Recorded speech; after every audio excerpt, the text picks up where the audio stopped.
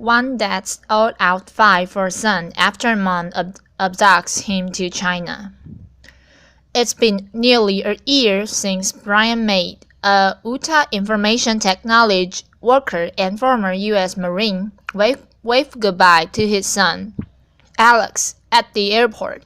The boy, then 4, was on his way to China with his mother, May's ex-wife, Yu Na, to visit family in his mom's homeland. They were due to return in 45 days but never made it back.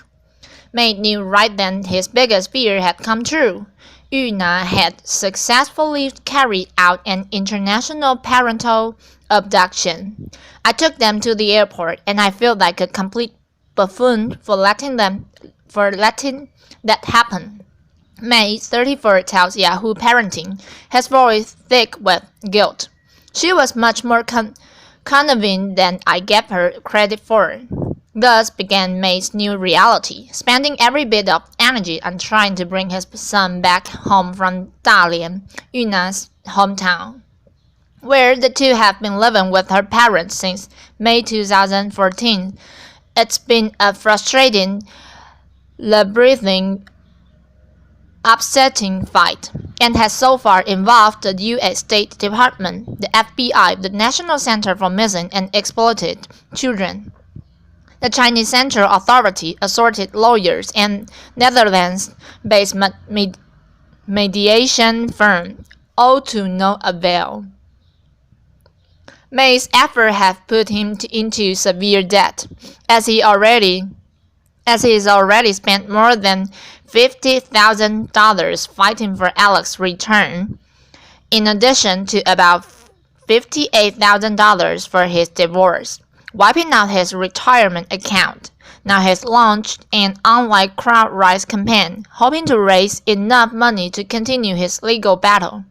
But the emotional part has been the roughest, particularly since May has seen Alex just briefly during this whole time, for a few days in October, when he went to see his son for what's been their only visit since Yu Na, known in the US as Nina, took him to China. I hugged him before I left. I was holding him in my arms and saying goodbye, May recalls. It was the most stressful, difficult thing I ever had to do in my life. I feel like an idiot, like I let her play me, about how living without Alex has affected his existence, he says. This impacts me every single day. Knowing exactly where his son is and not being able to do anything about it has been particularly difficult. Sometimes May says Yu Na allows him to Skype with Alex. I tell him I love him, I miss him, that I hope he can come soon, May says, adding that Alex no longer speaks English and appears to only be interested in watching TV and playing games on his iPad. Even when they are on a Skype call together, he worries about how Yu Na has explained his absence to Alex and how he doesn't seem to be attending school. Yu Na did not respond to an email from Yahoo Parenting requesting her side of the story. It's awful, this poor little kid. Jill Coyle, May's Utah-based divorce attorney, tells Yahoo Parenting. She explains that while allowing Yu Na to travel to China with her son was a stipulation that they eventually agreed to in the divorce agreement, it was one she and May had great reservations about. This was definitely a big fear of his, but his ex-wife wasn't going to stop fighting for it. So it was either we go to trial fighting it all the way for $25,000 or come up with something we felt was safe enough. So they put safeguards in place, Coyle explains, which included having Yu Na sign a notarized statement saying that Alex was an U.S. citizen and that he was to be raised in Utah, requiring that she purchase a round-trip ticket for their travel, having her put up the title of her car as collateral, and also requiring that Alex a temporary visa which would expire, which it has. Now, she says, my client has spent so much money and has tried everything, and everyone has left him hanging. The crux of the problem with getting help from officials in this case is the involvement of China, which is not a party to the Hague Abduction Convention, a treaty that many countries have joined in order to provide a shared civil remedy among partner countries to work toward the best interest of an abducted child. Unfortunately for some of the non-Hague countries, there may be some challenges and difficulties. Maureen Head, a supervisor in the Missing Children Division of the National Center for Missing and Exploited Children, tells Yahoo Parenting. One problem, she says, is that those countries, including China, won't recognize U.S. custody orders. Other challenges. Filing international abduction charges against Yuna with the Justice Department could potentially force her into hiding. May say he was advised.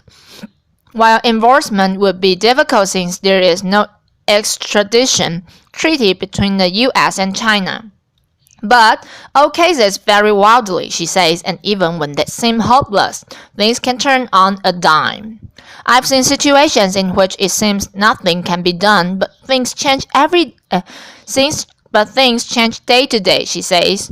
The parent may want to negotiate, the parent may want to come back, the parent may want to travel.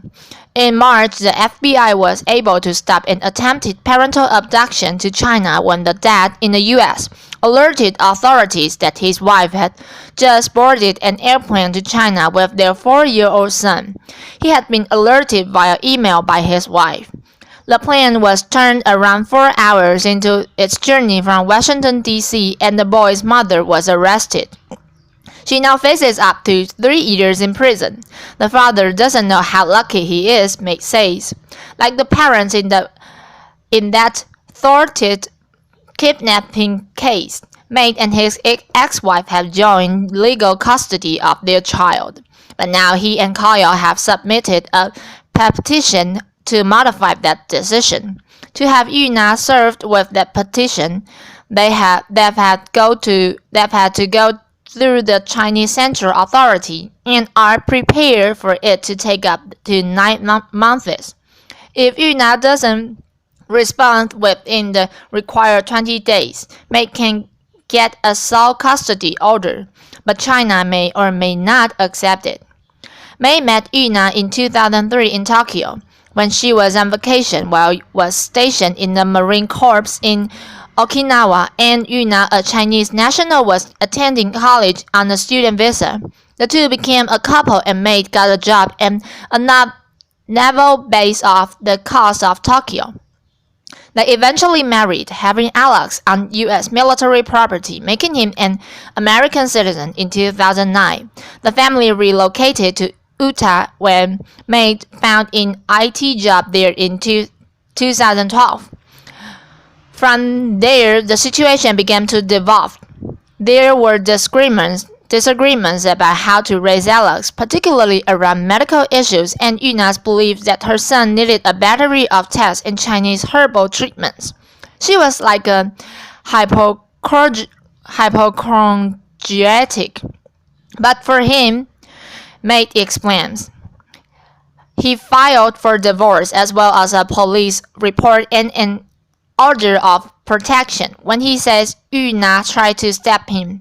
Later, after they were separated, local police charged her for child neglect for a neighbor reported Alex walking along in a busy street while Yuna was out grocery shopping. May provided Yahoo Parenting with documents relating to each incident. May said that once Yuna had gone to China, she told him the child neglect charges made her afraid to come back to the U.S. He convinced police to drop the charges, but Yuna remained where she was. That's when I realized it doesn't matter what I say or do, says May, who is not willing to move to China. She's only convinced with what's best for her, not our son. These days, he's moving forward as best as he can, but he misses the time he spent with Alex. We play Legos and Hot Wheels and go to the playground and the museum, Meg says. Every Saturday was our day. Now the day finds weekend particularly lonely, especially if he stays at home, where Alex's room is set up and waiting for him, and where still boxed Christmas present for his son sit in the basement. I will never give up this fight, he says.